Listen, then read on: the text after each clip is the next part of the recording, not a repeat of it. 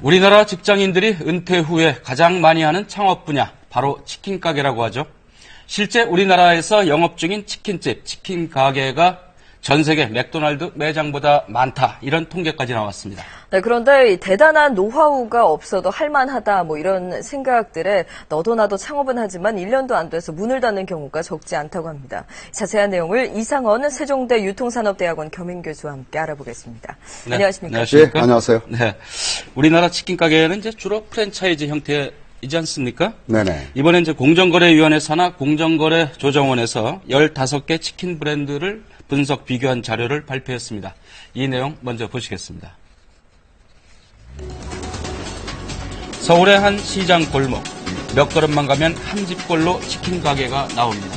2년도 안 됐는데 세 군데가 생긴 거 보면 정말 나눠먹기인 것 같아요. 작년하고 또 올해 매출이 좀 확연히 다르더라고요. 실제로 치킨 브랜드 가맹점은 경기 침체에도 오히려 늘었습니다. 공정거래조정원이 상위 15개 치킨 브랜드 가맹점 수를 조사했더니 2014년 한 해 동안 10개 브랜드의 매장 수가 늘었습니다. 가장 많은 곳은 BBQ로 전국의 매장이 1684개에 달했습니다. 매출은 어떤 브랜드가 높을까요?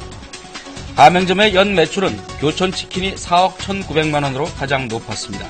가장 적은 브랜드는 7,900만 원에 그쳐 연 매출로 5배 넘게 차이가 났습니다. 공정거래조정원은 치킨 브랜드별로 재무 현황과 성장성 등도 분석 인생 공개했습니다. 역전할 수 있다. 그런 광고도 많이 하고 그러는데 객관적으로 그 가맹점을 하면은 어떤 수익을 얻을 수 있을지.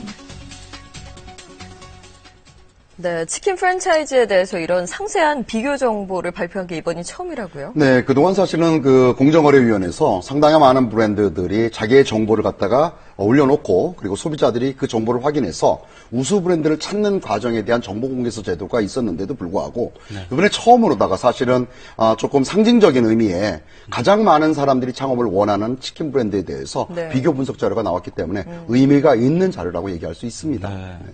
이게 들으니까 이제 우리나라 치킨집이 전 세계 맥도날드 매장보다 많다. 네네. 이제 이러는데 실제로 얼마나 되는 겁니까? 자, 전 세계 맥도날드 매장이 한 3만 5천 개 정도 됩니다. 네. 그런데 저희들이 사업자 등록증이 등록돼 있는 형태로 국내에 있는 치킨 브랜드가 한 3만 7천 개 정도가 된다고 하는데요. 소상공인 컨설팅 협회에서 나온 자료에 의하면 사실은 등록되지 않고 또 업종을 갖다 분식으로 했다가 치킨을 판매하는 점포까지 계산을 하면 아마 5, 6만 개 정도의 치킨 점포가 있다고 볼 수 있습니다. 네.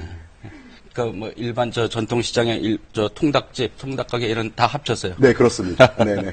그러니까 이제 한 집 건너 한 집이 치킨집이다, 이제 이런 말이 이제 괜히 나오는 게 아닐 것 같은데. 네.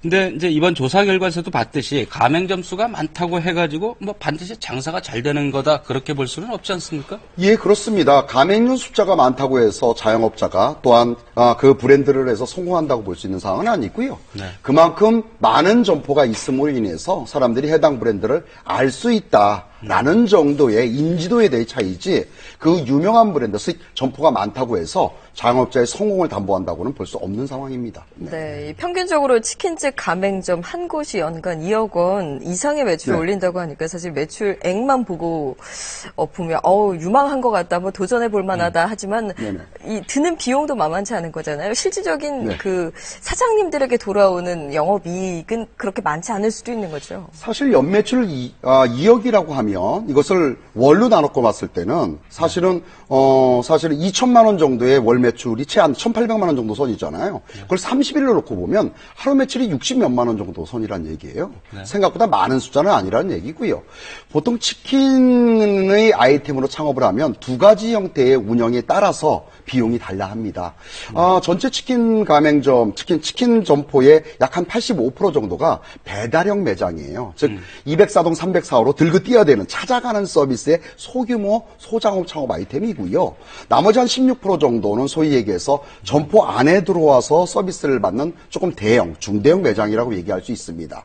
그래서 보통 배달형 치킨 점포를 창업하는 데 들어가는 비용은 한 1억 2천 내외의 금액이 평균 금액이라고 얘기할 수 창업 있습니다. 비용이 그 그렇습니다. 정도 된다는 거죠. 그 비용에는 점포 임대료까지 포함한 뭐 권리금까지 포함한 금액이고요. 반대로다가 매장에서 운영하는 점포를 갖다가 운영을 하려면 네. 창업을 하려면 한 2, 3억 정도의 금액이 드는 정도죠. 그런데요, 자영업자들이 이제 창업을 해서 얻을 수 있는 수익성에 대한 부분을 의미를 하자면 평균 투자 비용 대비 2.5%에서 3% 정도 퍼 월입니다. 그러니까 1억을 투자했을 때 월마다 그렇습니다. 그렇다는 말씀이죠. 200에서 한 300 정도의 순이익을 내면 정말 잘하고 있는 내용이에요.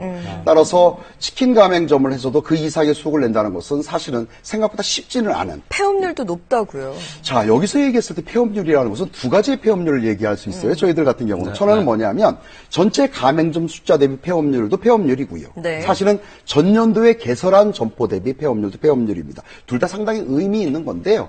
최근 들어서는 전년도에 전체 잔존하고 있는 점포 대비 몇 개의 점포가 폐업했느냐를 폐업률을 얘기를 하는데 폐업률이 많다는 것은 근본적으로 본사의 관리나 수익성이 떨어지고 있다고 볼 수 있는 부분이겠죠. 그러네. 하여튼 뭐 이 치킨집이 많을수록 그만큼 이제 경쟁도 치열하다는 얘기고요. 네.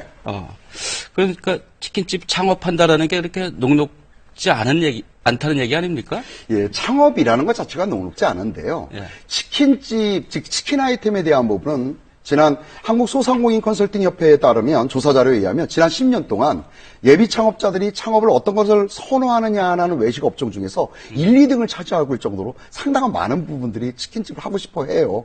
그런데 왜 하고 싶으냐 하면 성공률이 높아서가 아니라 유행을 좀 덜 타는 아이템이고 또한 투자비가 생각보다 많이 들지 않고 세 번째는 기술이 생각보다 큰 기술이 필요하지 않다 보니까 가르쳐주는 거죠. 그렇죠. 와서. 그러다 보니까 쉽게 접근하는 것이 아마 치킨 아이템 창업이라고 얘기할 수 있습니다. 네, 뭐 치킨집뿐만 아니라 왜 네. 돌아다니면서 많이 볼 수 있는 게 이제 커피 전문점 예. 그리고 또 빵집이잖아요. 특히 네. 프랜차이즈점들이 참 많은데 네. 이 프랜차이즈가 업계에서 차지하는 비율이 어느 정도나 되나요? 자, 우리나라가 전체 OECD 기준으로 따졌을 때 창업 비율이 4등 정도예요. 터키, 멕시코 다음에 저희 나라에 4등이거든요. 네. 재작년까지만 하면 1등이었습니다, 사실은. 그렇습니다. 그런데 그 중에 프랜차이즈 창업 비율은 정확한 통계 자료는 없습니다만은 자영업 기준으로 한 25% 정도가 프랜차이즈 창업을 한다고 저희들이 볼 수 있고요. 4분의 1 정도라고 그렇죠. 볼수 그만큼 더 있겠네요. 상당히 프랜차이즈 창업 늘어날 수밖에 없는 게 노하우가 없는 사람들이 본부로부터 그런 노하우를 받았다 보니 좀 더 쉽게 창업에 접근할 수 있다 보니까 그만큼 프랜차이즈 창업을 선호하는 것은 특별한 맞습니다. 기술이 없이도 이제 초기 자본만 좀 되면 시작할 수 있다는 생각에 많은 분들이 좀 이렇게 좀 시작하시는 편이군요. 그렇습니다. 네. 네네. 해외에도 이제 이렇게 프랜차이즈 가맹점들이 이렇게 많은가 이런 궁금증도 좀 드는데 우리나라는 왜 이렇게 유독 많은 겁니까? 자, 첫째는 그런 겁니다. 예, 소위 내가 노하우가 부족하다 보니까 본사로부터 상당히 성공할 수 있는 노하우에 대한 부분을 갖다가 받을 수 있다라는 것이 첫 번째일 거고요. 두 번째는 뭐냐 하면 사실 프랜차이즈라는 것이 소비자들이 많이 알려진 브랜드, 눈에 많이 보였던 브랜드에 대한 어떤 근접도를 좀 가지고 있잖아요. 좀 더 쉽게 들어갈 수 있다는 얘기죠. 왜 우리 집 옆에서 봤어? 우리 학교 옆에 있어? 그러다 보니까 어떤 브랜드 중심형 소비에 대한 부분의 일환으로 그만큼 프랜차이즈 사업을 하고요. 마지막 하나는 역시나 소비자에 대한 부분이에요. 소비자들도 개인 점포보다는 브랜드가 그만큼 더 소위 마신의 또한 마찬가지 경제적이고 또한 마찬가지 조금 더 깨끗하다 뭐 이런 거에 대한 기본의 정신을 갖고 있다 보니까 그만큼 예비 창업자들이 프랜차이즈를 선호하는 것이 늘어나는 거라고 네. 볼 수 있습니다. 그렇군요.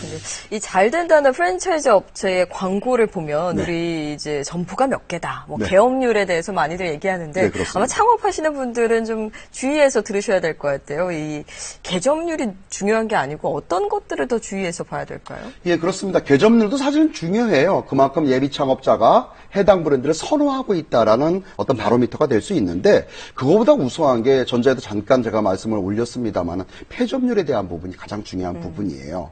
자, 자영업자가 폐점한다는 것은 상당한 많은 자기 돈을 갖다가 투자를 하고 문을 닫는다는 얘기 아니겠습니까? 그 얘기는 첫째는 기대만큼의 수익성이 안 되기 때문이고요. 두 번째는 본사에서 약속했던 이걸 하면 돈이 될 것 같은데 그만큼 여러 가지 지원 정책이 부족하기 때문일 거고요.